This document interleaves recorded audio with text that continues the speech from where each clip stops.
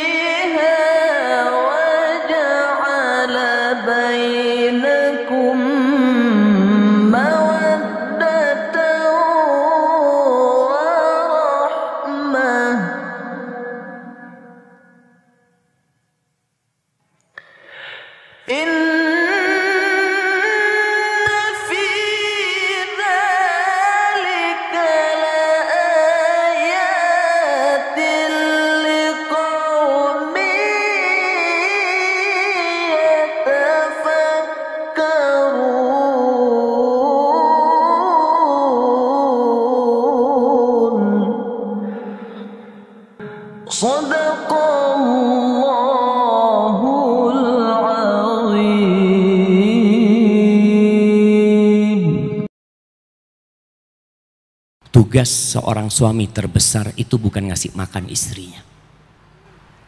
Sebentar lagi engkau akan mengatakan qabiltu nikaha wa tazwijaha bil mahril madhkur.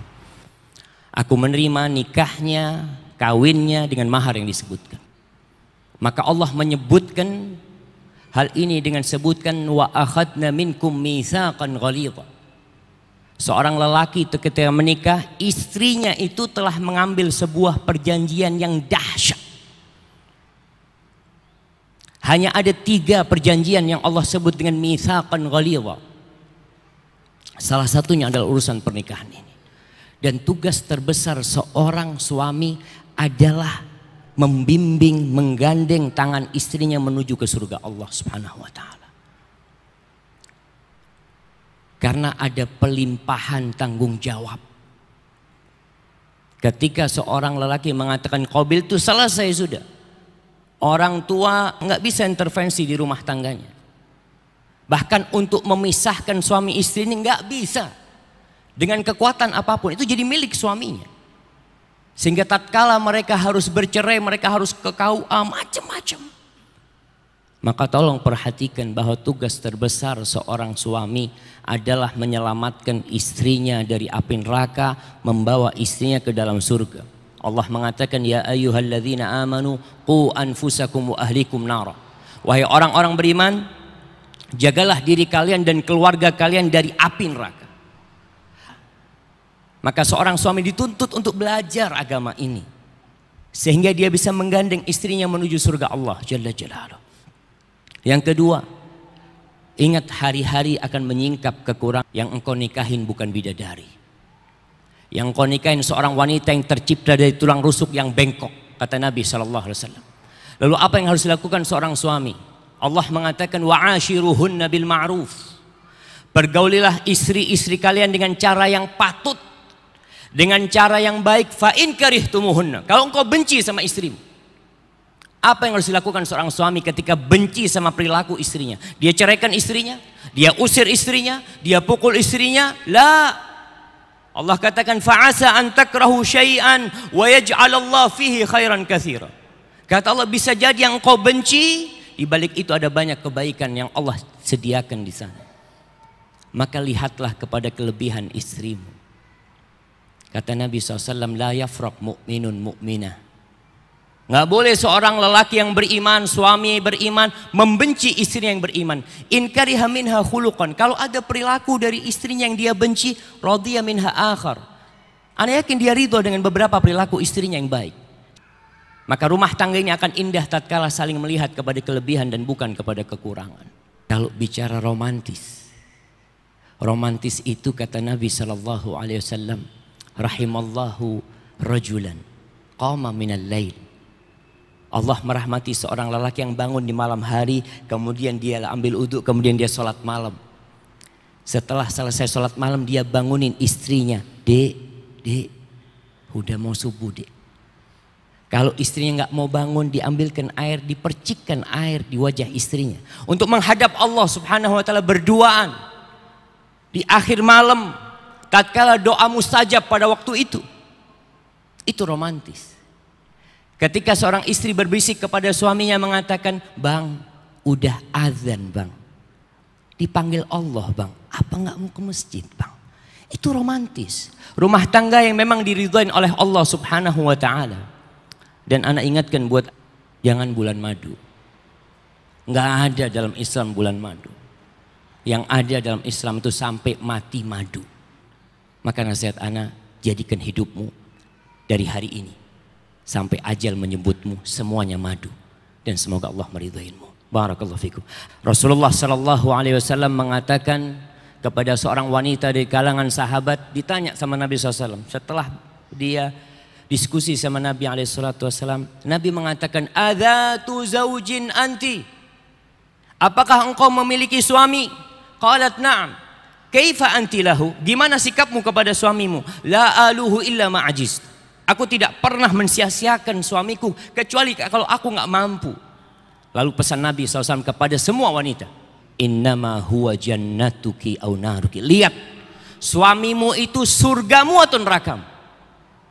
Maka jangan main-main. insya Allah engkau akan menjadi wanita yang tenang. Yang kedua, kalau disuruh taat sama suami, disuruh apapun, selama perintah suami tidak bertentangan dengan perintah sang pencipta dan perintah suami tidak bertentangan dengan fitrahmu sebagai seorang wanita, taat dan patuh.